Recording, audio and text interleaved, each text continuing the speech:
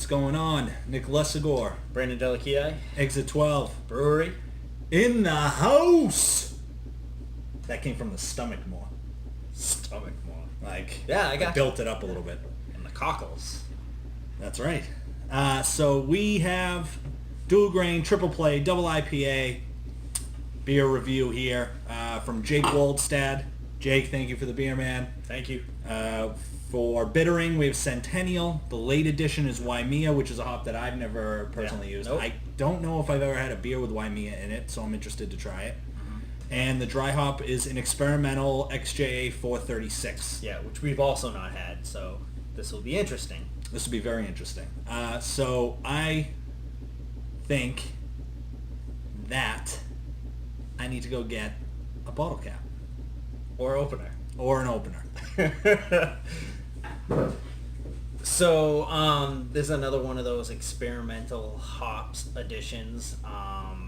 Like I think I said in a previous video, the next one on our list is Sabro, but I think we're going to try to bang out a lot of the new experimental hops within the next coming year, hopefully. They're coming out with new ones every day, so that's a little tough, but it's definitely the descriptions they give, especially on Yakima Valley, shout out, are really good. They're really descriptive, so you sort of get, know what you're getting before you buy. And the ones we have used, I feel like the descriptions were pretty on point. I feel, right? Yeah, I agree with that. So I just poured in this beer. Jake, I apologize, brother.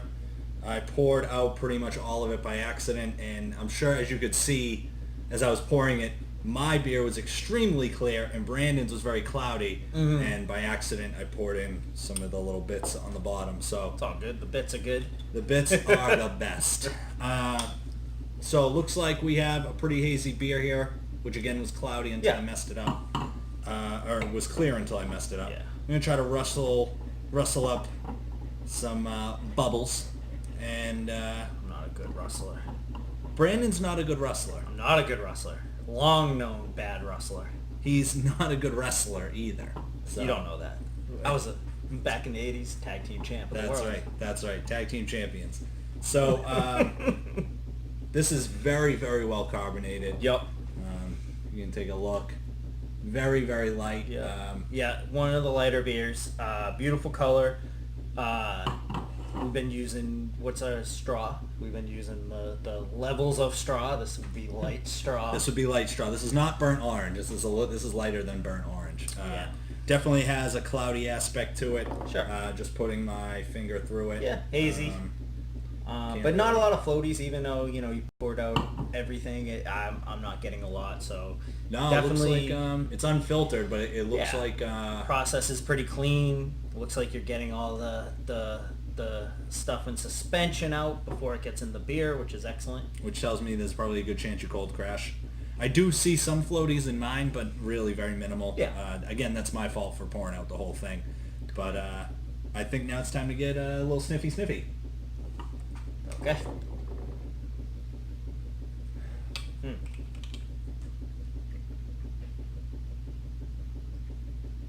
Strong citrus, probably pineapple, like a pungent pineapple even. I think you nailed the citrus. Yeah, I think you definitely nailed the citrus.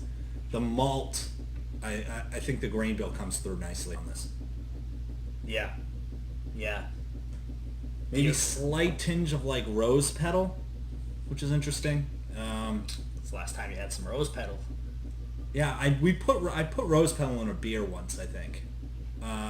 We love to experiment here. So, and in the earlier days of Exit 12, before Brandon came along, we were very, very experimental. We put all sorts of stuff in the beer, and it didn't always come out very well. Yeah, I think I like the science of beer, so I think that once me and him, jumped on this project, did a lot of the, nailing down our process, which I hope has helped with our beer. I think our beer has been a better product as a whole, but I think we should, at some point, we'll probably go back to, doing some crazy stuff, because there's a lot of breweries that we like that do some crazy things, Funky Buddha, a few others. Sure, yeah. as this thing's kind of warming up a little bit, I'm getting strawberry.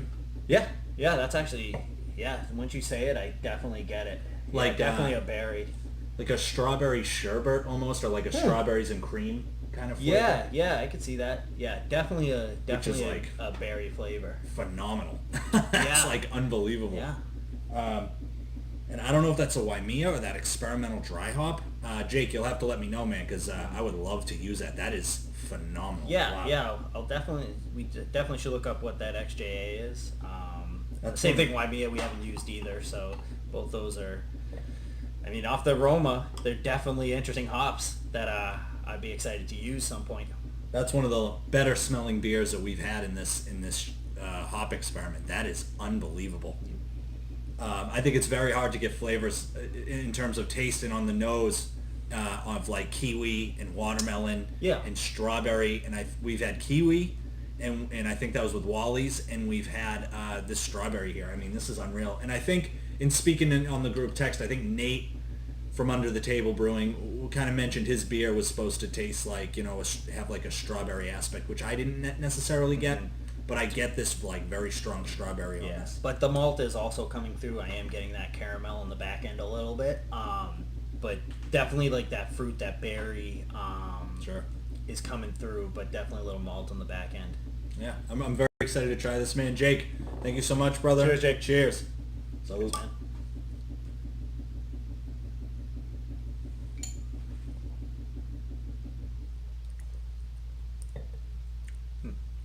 Definitely get the strawberry on the tongue. Yep.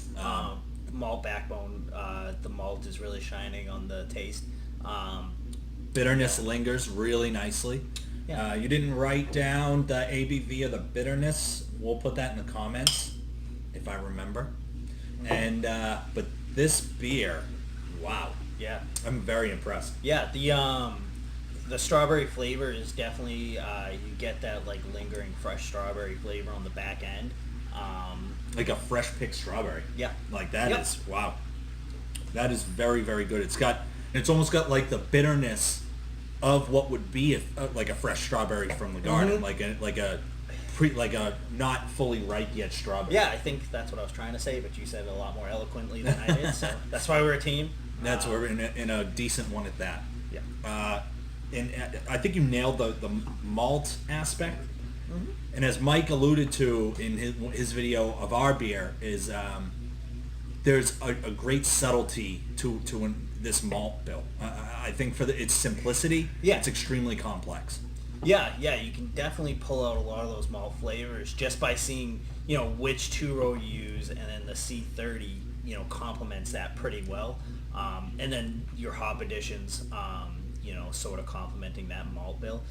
And I feel like this is done very well. Yeah, I think this is unbelievable. I would really, really like to know how you got that strawberry flavor. Like I said, the Centennial bitterness is definitely really nice. And I think I would love to use whatever hop, maybe a combo of Waimea and the 436. This would be phenomenal on a New England IPA. Sure, yeah, definitely. That strawberry flavor, and maybe if you add some lactose, make it like a strawberry milkshake IPA.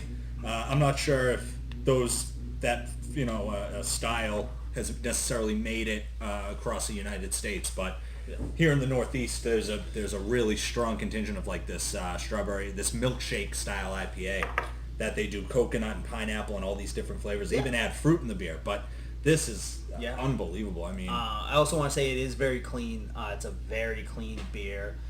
You get the bitterness up front, subdued with that nice strawberry back end. But yeah, very clean. That Chico yeast seems to attenuate out very well on this beer. But yeah, it's definitely a nice, clean, crisp beer. Yeah, for sure. I agree. I think as this warms, it gets even better. Yeah, I think those hops come out a little more, and the malt, subsides a little more when it gets a little warmer. Yeah. I'm truly impressed. I mean, this is really lovely. I mean, this is unbelievable. So we're gonna get going. Watch some Red Zone. Have some dinner. Wife's making some shepherd's pie. Pumped about that. Absolutely. We're going to enjoy the rest of our Sunday. Maybe do another beer review or two. But Jake, thank you so much, man. Rest of the Brewtubers. We appreciate it, and cheers, guys.